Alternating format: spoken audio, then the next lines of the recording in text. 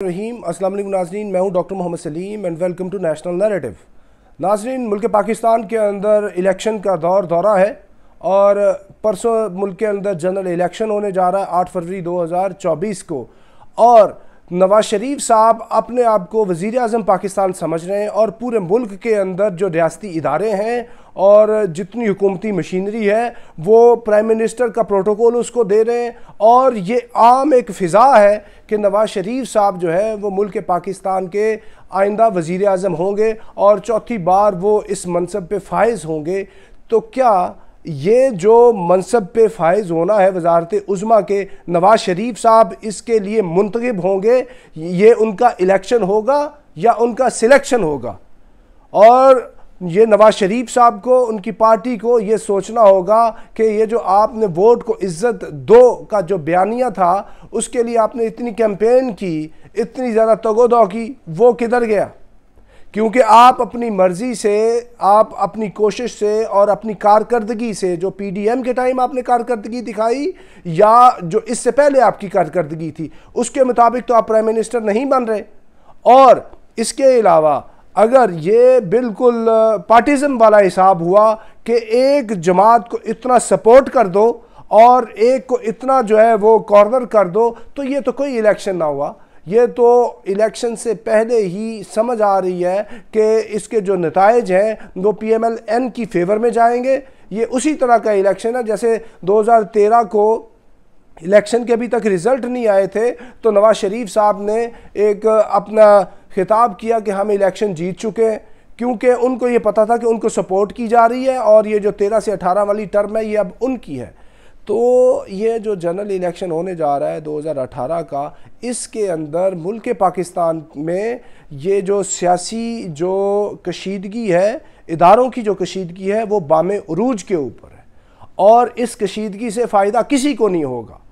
ये बात बिल्कुल वाज़ेह है कि ये साने 9 मई के बाद ये जो एक जमात को कॉर्नर किया गया है, जो उनका कसूर है, जिन्होंने जो ज़्यादती की है, जिसने रियासत के ख़िलाफ़ जो भी घिनौना जुर्म किया है उसको उसकी सज़ा दी जाए और जो कानून कहता है, आईन कहता है, उसके मुताबिक उससे सलूक किया जाए। लेकिन अगर आप ये इलेक्शन की बात करते हैं, इलेक्शन के अंदर भी फिर आप सबको लेवल प्लेइंग फील्ड दें। अगर आप सबको यकसा जो मौक़े हैं वो फराहम नहीं करते और एक पार्टी की सपोर्ट की जाती है, एक लीडर को इतनी पजीराई नवाज शरीफ को दी जाए और दूसरों को यकसानियत के साथ उतने मौक़े न दिए जाएँ, तो ये तो सवालिया निशान है। और इससे क्या होगा? इससे जो इलेक्शन के बाद के जो रिज़ल्ट्स हैं वो अभी नज़र आ रहे हैं, वो एक नविश्ता दीवार है कि पाकिस्तान के अंदर जो अमन है, जो इस्तेहकाम है, जो सियासी क्या कहते हैं कि माहौल जो अच्छा होना चाहिए वो नज़र नहीं आ रहा। क्योंकि इलेक्शन के अंदर रिगिंग हुई, इलेक्शन के अंदर अगर रिज़ल्ट्स को तब्दील किया गया और जुल्म हुआ, ज़्यादती हुई, तो वो तो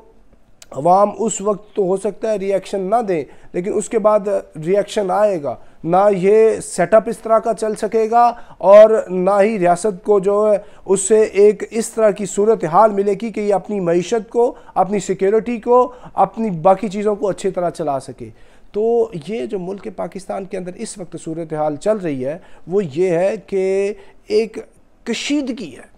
एक तनाव है बहुत सीरियस लेवल का, और ये इतना बड़ा तनाव है। वो उसका हल क्या है? उसकी तरफ जाना होगा। उसका हल ये है कि जिसके साथ तनाव है उस तनाव को डी एस्केलेट किया जाए, उस टेंशन को ख़त्म किया जाए, जैसे भी ख़त्म किया जाए। भाई TTP के साथ मुज़ाकरात हो सकते हैं, हिंदुस्तान के साथ मुज़ाकरात हो सकते हैं, जिसने आपका मुल्क दो लख्त कर दिया, तो भाई आप पाकिस्तान के किसी ऐसे बंदे से क्यों नहीं बातचीत करके उसको कन्विंस कर सकते? तो अगर वो नहीं होगा तो इस तरीके से फिर आप ये चाहें कि दबा के, ज़बरदस्ती करके हुकूमत या कोई भी उसकी अवाम की मर्ज़ी के ख़िलाफ़ जो है किसी को मुसल्लत कर दें, तो अवाम उसको चलने नहीं देंगे। और इसके अलावा जो अवाम पाकिस्तान है, अभी उनके ऊपर फ़र्ज़ आयद होता है कि आप बाहर निकल के फ़ैसला करें, जिसको भी वोट देना है। आपने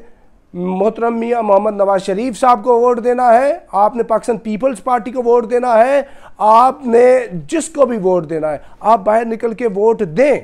ताकि जो मुल्क है, ताकि जितने भी इंटरनेशनल इधर लोग बैठे उनको पता चले कि किसकी सपोर्ट ज़्यादा है। अगर आप इस वक्त बाहर ना निकले तो फिर क्या है कि ये आपका कसूर होगा, और आप जो है ये ईमान की सेकंड कैटेगरी है उस पर भी फायज हो कि आप बाहर निकल के वोट कास्ट ना कर सके, तो फिर ये आपका कसूर होगा। आप बाहर निकल के वोट कास्ट करें, रिजल्ट जो है वो इतना ज़्यादा तब्दील नहीं हो सकते, उसकी ख़ास एक लिमिट होती है और ख़ास जगहों पर तब्दील हो सकते हैं, हर जगह के ऊपर वो तब्दीली नहीं आ सकती। तो इससे जब रिज़ल्ट्स आगे आएंगे, रिज़ल्ट्स जो हैं वो यही बता रहे हैं, जितने सर्वेज हैं, कि नवाज शरीफ साहब जो है वो इतने ज़्यादा पॉपुलर नहीं है कि वो क्लीन स्वीप कर जाएं, वो इतनी ज़्यादा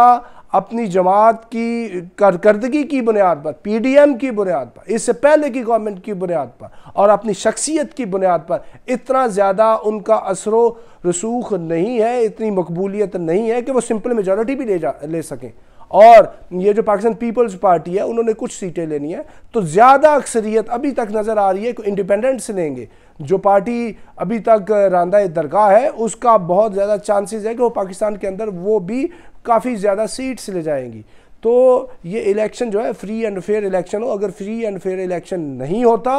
तो फिर हमारे सामने एक बहुत बड़ी दिलखराश दास्तान है, आज से कोई 50-53 साल पहले की, तो पाकिस्तान अभी उसका मुतहम्मिल नहीं हो सकता। लिहाजा इलेक्शन को होने दें, जो इलेक्शन के रिजल्ट्स आएंगे, अभी तक अगर आपका उसके साथ डायलॉग नहीं कामयाब हो सका तो हो सकता है इलेक्शन के बाद डायलॉग कामयाब हो जाए, फिर आपको ये पता चल जाए कि शायद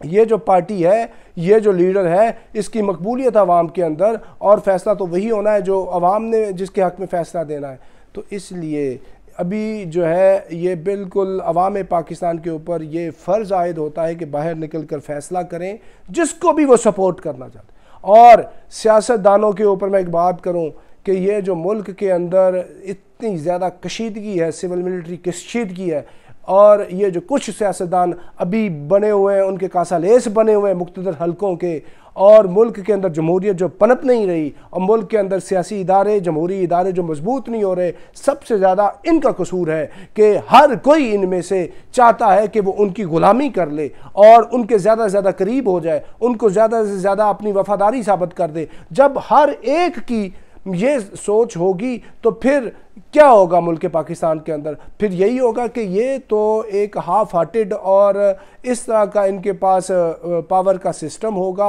एक्चुअल सिस्टम कहीं और से चल रहा होगा, तो फिर इससे जमहूरियत मजबूत नहीं होगी, इससे इदारे मजबूत नहीं होंगे। और ये जो सिविल मिलिट्री रिलेशनशिप है, इसके अंदर जो भी ज़्यादती करेगा, अगर सियासतदान ज़्यादती करेंगे तो वो भुगतेंगे। अभी जनरल जहांगीर करामत को नवाज शरीफ ने ज़्यादती के साथ निकाला,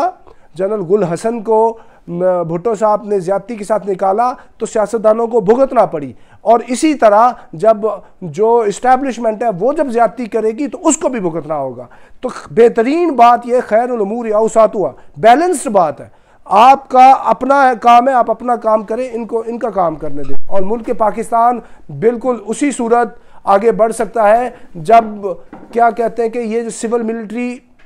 रिलेशनशिप है इसमें कोऑपरेशन हो, इसमें एक दूसरे को आप हेल्प आउट करें, फिर आगे बढ़ेंगे। जब एक इदारा